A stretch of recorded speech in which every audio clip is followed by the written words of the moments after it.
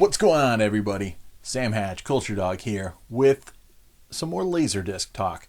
I, like many people, have been watching a lot of stuff on home video lately, and in particular, I've been firing up a lot of LDs. So I figured let's dig in. I've been working on some big LD videos for a while. I've been working on a Star Wars Definitive Collection video and one huge one about how to deal with LaserDisc aspect ratios and how to deal with 4:3 standard definition video on newer HD monitors. That thing's a beast, though. It's probably going to be, I don't even want to tell you how long it's going to be. I'm trying to squeeze it into one video, unlike the audio series, but we'll see what happens with that. But in the meantime, I figured we'll just do some quick pieces on random discs that I'm pulling off the shelves. And I was doing this before, and I really should have kept up with it, because I felt like I wasn't giving enough attention to the big guns, and I still really want to do videos on like the T2 box set and all the important LD milestones. But it's also fun just to grab something because I want to watch it off the shelf and then report back on it. So that's what I've been doing, and this week in particular, I fired up a bunch of discs. So we're going to start off with Brainscan. And my parents were cool enough to buy this. You can see this little punch out. They bought this for me. They would go up to Boston a lot, and I did a lot of LD shopping in Boston, in particular at Laser Craze, a shop on Newbury Street, and of course the Tower Records multi-level store that was on the corner of Newbury Street and Mass Ave, which later became a Virgin Mega store, and then later a Best Buy, and then now it's like a TJ Maxx or something really sad like that. Anyways, but when my parents went up without me, they would usually flip through the LaserDisc clearance bins and pick me up like punch-outs and things like that. Because when something was overstock or it was just a title that didn't sell very well, like, underrated classic like Brainscan, they would have these little punch-outs to let you know that you got it cheap and you couldn't come back and like bring it to a competitor across the street or something and try and sneak it back and get full price refund for it. So there was also some that like would clip the corners off, or some that would like cut a little notch or something like that. But that said, they came back and dropped this on me. Brainscan.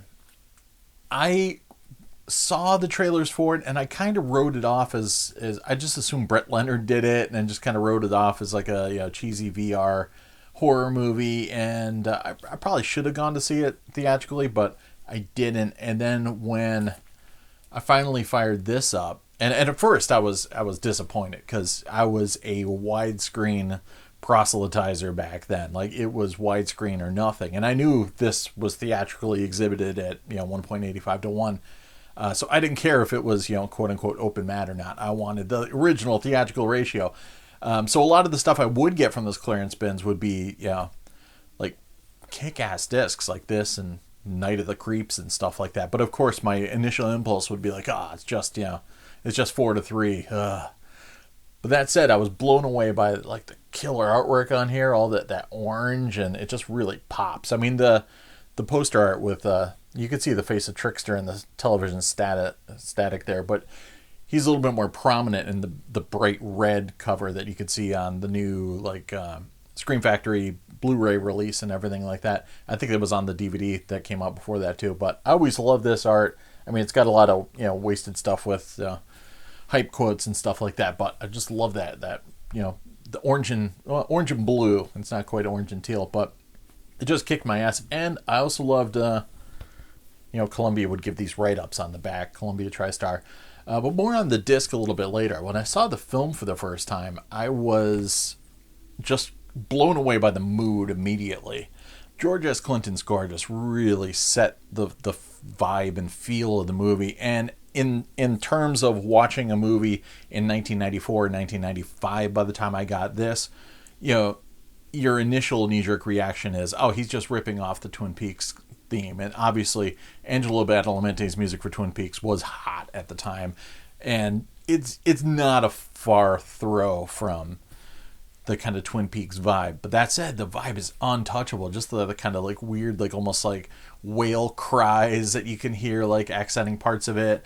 And just, I wish there was a full score. There might be one. I should look it up because I've got the soundtrack, which is mostly Pitch Shifter and like Primus, and there's some White Zombie on there. So like a lot of 90s horror movies like this, and Hideaway, another Brett Leonard film, or actual Brett Leonard film from around the same time. They would always have like Fear Factory and stuff like that on there. Really cool soundtrack. Of course, it's got Primus, which plays into a pretty memorable moment of the film. And yeah, Edward Furlong is in it. Again, he's not like a killer actor, but he kind of works in this role. He's a kid named Michael Brower who, part of this movie is just this fantasy wish fulfillment of being able to have Michael's room, because it reminded me a lot of, if you've ever seen Robert Zemeckis' amazing stories episode called Go to the Head of the Class, which is basically like the lost Robert Zemeckis movie. It was an hour-long episode of amazing stories. It's on LaserDisc. I think it was a season 2 episode, so it's probably still not on DVD. It's one of the best LaserDiscs for those, because it's got Family Dog from Brad Bird on the flip side. Just one of the best discs I have. And it's just a killer movie about these, kids that are obsessed with horror movies and etc. And like one guy's just got this badass room with the coolest posters and high-tech stuff. And Michael Brower's the same thing. He's living in this, like, his dad is completely missing from the film. You find out what happens with his mother, but his dad, it's still his dad's house, but his dad is completely gone, which adds to the kind of mystique of the film. But he lives in this like tech-addled wonderland in this cool like loft attic. And you wonder, his dad does mention something about like he's on site somewhere and I wish you could see all this equipment. So I'm thinking his dad is either kind of compensating for being an absentee father by buying his kid all this stuff, or he has access to a lot of this stuff if he's involved in the industry in some fashion. But yeah, so Michael Brower's got this badass room. He's got this sick ass gaming reclining chair. He's got a widescreen CRT television in 1994 when this dropped. He's got like kick-ass speakers everywhere, stereo system, and he's also kind of burnt out. He's like a younger version of like John Cusack's character from High Fidelity, how he's kind of like burnt out on the things he loves.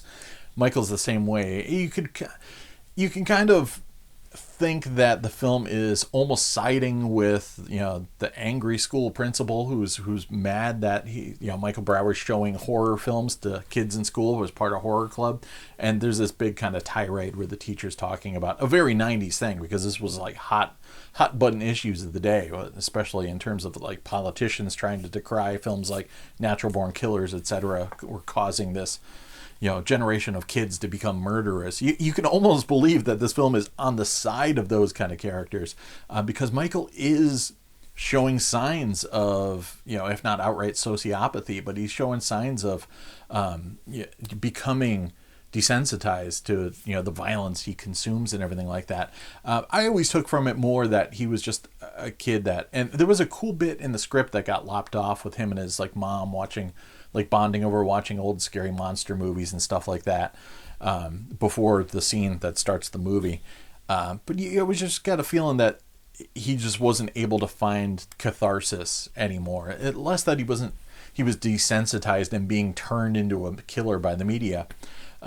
Just that he wasn't able to find solace in it anymore. And his issues that were not related to the media were just so big, and he wasn't able to connect with people, because this kid is a mess. Like, he's living up in his attic. He's got everything he can need. He's got a cool friend named Kyle, played by Jamie Marsh, and he's got the super hot neighbor played by Amy Hargreaves, who's just completely like the male gaze subject in the entire film, although it does kind of throw a little switcheroo in that she's into it, but yeah, she just Amy Hargreaves just runs around in pretty much a lacy bra for most of the film, and just kind of conveniently positions herself in her window because she knows Michael's watching. So it's got a little bit of rear window there, though he's not fully quote unquote crippled in this, but he does have a debilitating somewhat knee injury from an accident in his youth that's also clearly traumatizing him nowadays. And but he can still walk and everything. He's just got a little bit of a limp, but he gets turned on by his buddy Kyle. They're both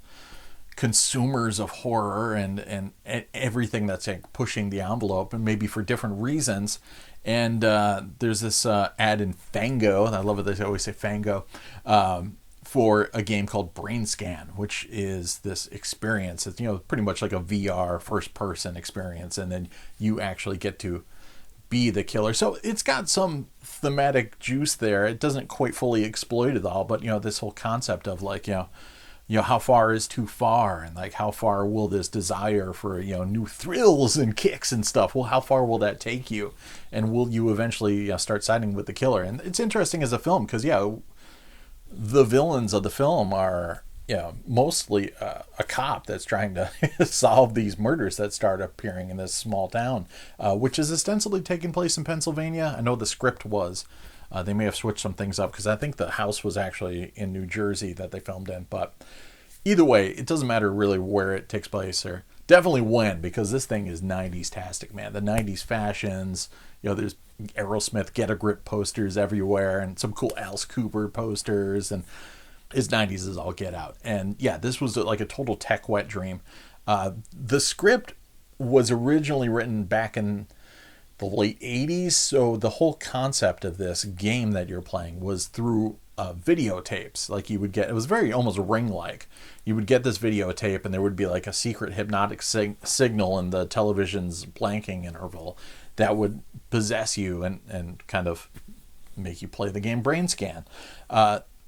This happening in the 90s when it was made, it kind of really was a great kind of blessing in that interactive CD-ROM games were just becoming a thing. So this was like happening at the perfect time, because like, I don't know, the VHS game thing, it didn't really kind of gel. So, but unfortunately, some of the gimmicks of the story don't work as well because, part of the idea was that it all being VHS related, it could tie in with Michael's VHS horror club at school because, the teacher's always telling them, you have to let me screen these first before you can show them. And it gets a little clunky when it's like, anytime you want to, show a movie or a game to people, it's like, it was kind of like shoehorned in there that he's going to show interactive games that only you experience first person and you can't really share in any way, shape, or form, but whatever. So that was a little clunky, but just the cool idea of having a CD-ROM game and then having all this badass stuff and a 16:9 television and in the mid-90s was too cool. And then, coupled with that ultra moody score by George S. Clinton, it was just way kind of like more like introspective and creepy and moody. And Michael is just a creepy kid. He even comments on it on himself, how creepy he is. He's like, you're a sicko or whatever, because he's just like holed up, and clearly the girl next door totally wants him, but he has to rely on filming her and then like kind of closing the blinds and watching playback on his 16:9 monitor. But like the things in his life that are supposed to be bringing him joy aren't bringing him joy anymore, and it's not because of the things in his life, it's deeper issues. And then enter Trickster. Imagine you're watching Videodrome, and then about a half an hour into the film, James Woods is like watching some creepy stuff on television, and then all of a sudden Jim Carrey's character from The Mask in the full like green appliance makeup crawls out and starts jamming to Primus. That's pretty much what happens in this film. The mood is just so melancholic and creepy up until that point that it's like someone pulls a needle across a record and immediately loses like half or more of its audience when Trickster arrives. No fault to T. Ryder Smith, because he was just really running at the character full steam. He's got this crazy teased hair and like super crushed velvet badass outfit, and but he's really hamming it up. And it gets a little like weird in their interaction, like Michael versus the voice on the phone really had a kind of energy to it that it loses when like Trickster's just this goofy dude kicking around his room. It might have worked a little bit better. There's some scenes where he's actually trapped behind the television screen and scratching at it. That stuff seemed to work pretty good. But it seems to suffer from the same situation Hellraiser 3 did, when there's just this dude having casual conversations with Pinhead in his loft apartment. Like, it's like a little too casual with like this guy just like kicking around and going through his fridge. And I know they were doing it for laughs, and you can clearly tell some studio guy was like, get me, Jim Carrey playing Freddy Krueger. We need that in this movie. We can't just have a voice on the telephone. So I can totally understand why they did it, because everybody was looking for some sort of thing you could hang, your franchise on if it becomes one. So it definitely turns into a different movie, but it never does abandon the mood. It gets back to it, and there are definitely some creepy, weird moments, and there's a lot of tension as, you know, Michael's worried about getting found out, and there's that kind of push and pull between becoming a real killer versus playing one in a video game. And, you know, so it's a little bit of some moral panic simmering under the surface there. And it's just so weird and dreamlike, and everything that's kind of quote unquote wrong about it just makes it cooler. Because, I mean, that sounds like a lot of complaints, and those were all the complaints everybody levied against it when it happened. But I didn't walk out of the room when it, you know, changed its tone or whatever. I just kind of kept powering through. But yeah, I love the finale. I love everything about it. It's one of those movies that, in spite of its quote-unquote flaws, do I wish it was different? No, hell no. Like, I'll take it as it is. But yeah, Andrew Kevin Walker, who wrote Seven, wrote the script. So, yeah, being a huge Seven fan, I was excited about that. You know, Somerset in that almost has a similar kind of attitude about people becoming desensitized to violence and stuff like that. So I almost wonder if a little bit of Seven infected the script when he was working on it. It was based on a story by another guy. I think it was Brian Owens, but I don't know how much of it was that guy's and how much was Andrew Kevin Walker. I'm assuming Andrew Kevin Walker did the bulk of the characters and everything.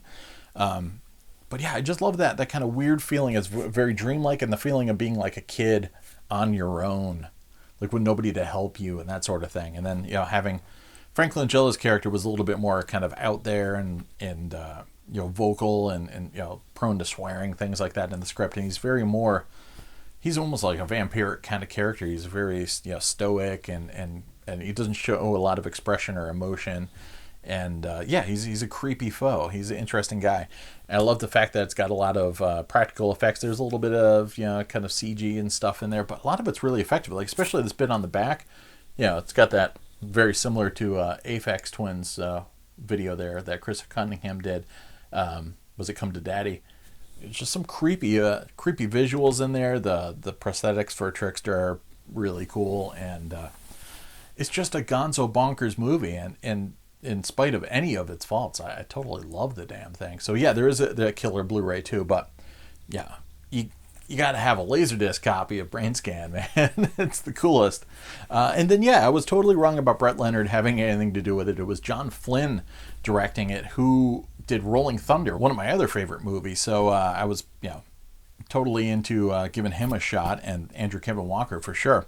And, you know, in spite of Edward Furlong's kind of wooden delivery, you know, not too different from what he was delivering in T2, it kind of works for this character. And I kind of liked how much of a dick he was. It really, I mean, it reminded me of myself. I don't know if you've ever had a situation like this, the dynamic between him and his buddy Kyle, where they're buddies or whatever like that, but he always kind of like won't commit to the excitement that Kyle delivers to things. And if Kyle thinks it's super cool, like he kind of pushes back the other way and like is like, yeah, I'm over it. You know, I was kind of a douche like that with some of my friends. You know, like you pretend to downplay how much you like something when they say they like it and that sort of thing. So there was a reality to that relationship that I liked. And, you know, Jamie Marsh was just super cool as this over the top 90s dude with, you know, the ill fitting, you know, leather jacket and everything like that. It's just, yeah, it's just great. So yeah, Brainscan. It may not be for everybody, but if it's for you, you'll know once it's interfered with your mind, you're going to be in. Yeah, so LaserDisc, I didn't see it in the theaters when it came out on April 22nd, 1994, and I didn't pick it up right away on LD, so I didn't get it until, you know, 1995. So I don't remember like exactly when it dropped. There was a weird thing where LDs, where it was hard to get them out day and date with VHS because of the timing and everything like that, and the lack of replication. In fact, I remember Technodisc's big claim to fame was that they could get the discs manufactured so you could get them out day and date with the VHS. LDDB has this listed as a December 7th, 1994 release date. And that may or may not be the case, though a lot of publications I know didn't start mentioning it until winter of 95. So yeah, so maybe December 7th, maybe really early January or something like that. But in either case, it wasn't letterboxed. At first I was initially disappointed, but again, it's not shot in scope, so it's, you know, 1.85 to 1, and it's theatrical exhibition, so this obviously removes a lot of the mats. I don't know if any of the special effects were shot hard matted.